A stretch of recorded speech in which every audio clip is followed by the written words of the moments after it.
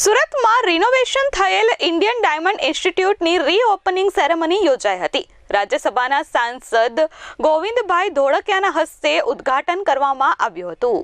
સુરતના સુમલડેરી રોડ પર આવેલ ઇન્ડિયન ડાયમંડ ઇન્સ્ટિટ્યૂટ દ્વારા આજે રિનોવેશન કરેલ જેમ testing laboratory, auditorium, administrative office અને ટ્રેનિંગ ડિપાર્ટમેન્ટનું રીઓપનિંગ કરવામાં આવ્યું છે। 47 વર્ષ પહેલા સ્થાપના થયેલ ઇન્ડિયન ડાયમંડ ઇન્સ્ટિટ્યૂટમાં સેન્ટ્રલ ગવર્મેન્ટ અને ગુજરાત ગવર્મેન્ટ પણ સંકળાયેલ છે। અહીં ઉમેદવારોને ડાયમંડ અંગે સમજ આપવામાં આવે છે અને તેમની મશીનરી વિશે માહિતી આપવામાં આવે છે અને ટ્રેનિંગ આપી તેમનું ભવિષ્ય ઘડવામાં આવે છે, જે આજે રીઓપનિંગ સેરેમનીમાં રાજ્યસભાના સાંસદ ગોવિંદભાઈ ધોળકિયા ઉપસ્થિત રહ્યા હતા અને તેમના હસ્તે નવી ઓફિસોનું ઉદ્ઘાટન થયું હતું। આ પ્રસંગે તેમણે જણાવ્યું કે અહીં હજારો લોકો ડાયમંડ અંગે જાણકારી મેળવી અને પોતાનું ભવિષ્ય ઘડી ચૂક્યા છે અને આજના ન્યૂ જનરેશનના યુવાનો નવી ટેકનોલોજી સાથે આગળ વધી શકે તે માટે અહીં રિનોવેશન કરી એક નવો પ્રયાસ કરવામાં આવ્યો છે।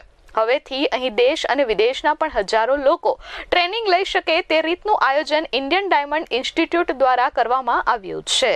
આજે ઇન્ડિયન ડાયમંડ ઇન્સ્ટિટ્યૂટ એટલે કે આઈડીઆઈનું રીઓપનિંગનું કામ આપણે આજે પ્રોગ્રામ રાખ્યો છે।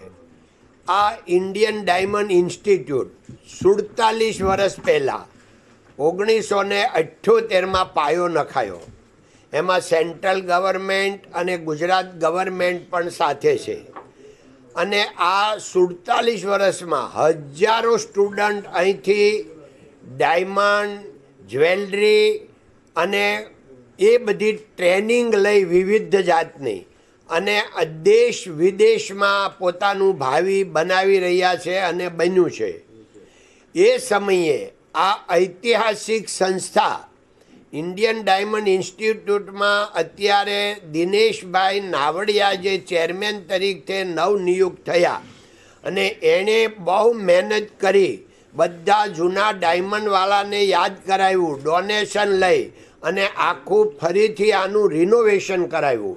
આજે અમે આ બધું જોઈને ખૂબ પ્રભાવિત થયા, આનંદિત થયા અને હવે આ જ્યારે રિનોવેશન થયું છે અને નવી દુનિયા આજની સાથે ટ્રેનિંગ સેન્ટર ચાલુ થયું છે તો હવે દેશભરમાંથી ને વિદેશથી પણ અહીંયા સ્ટુડન્ટ આવે છે અને એનું ભાવિ બનાવશે અને બની રહ્યું છે। એ બદલ ખૂબ બધાને અભિનંદન, ધન્યવાદ।